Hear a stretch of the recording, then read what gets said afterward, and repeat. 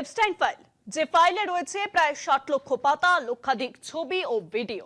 প্রকাশ্যে এসেছে সেই ফাইলে থাকা একাধিক ব্যক্তিদের নাম। এর মধ্যে যেমন রয়েছেন ব্রিটিশ রাজপুত্র, তেমনি রয়েছে একের বেশি আমেরিকান প্রেসিডেন্টের নামও। নাম রয়েছে খোদ প্রধানমন্ত্রী নরেন্দ্র মোদীরও।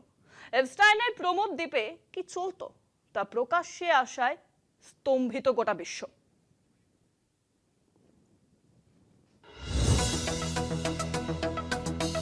প্রায় 7 লক্ষ পাতার একটা ডকুমেন্ট, এছাড়াও রয়েছে লক্ষ লক্ষ ছবি ও ভিডিও, আর একেই সম্মিলিতভাবে বলা হচ্ছে এপস্টাইন ফাইল।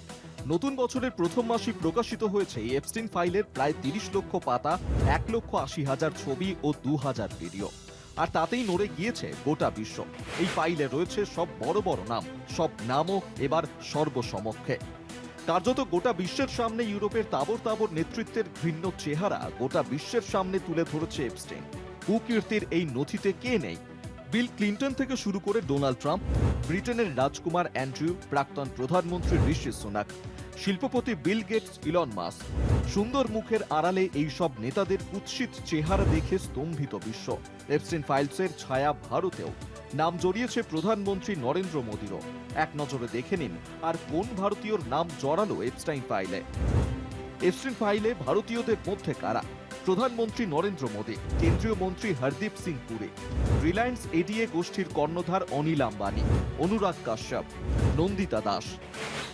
এপস্টাইনের বিরুদ্ধে অভিযোগ, দ্বীপের বিলাসবহুল রিসর্টে নাবালিকাদের দিয়ে যৌন ব্যবসা চালাতেন তিনি।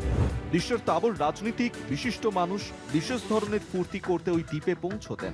দ্বীপে দ্বীপে অবাধ যৌনাচার, ফুর্তির দেদার আয়োজন, সঙ্গে এপস্টাইনের কূটনৈতিক ও আর্থিক দালালিও চলত দেদার। ফাইলগুলোতে পাওয়া গেছে এপস্টাইনের ব্যক্তিগত দ্বীপ লিটল সেন্ট জেমসের রোমহর্ষক বর্ণনা।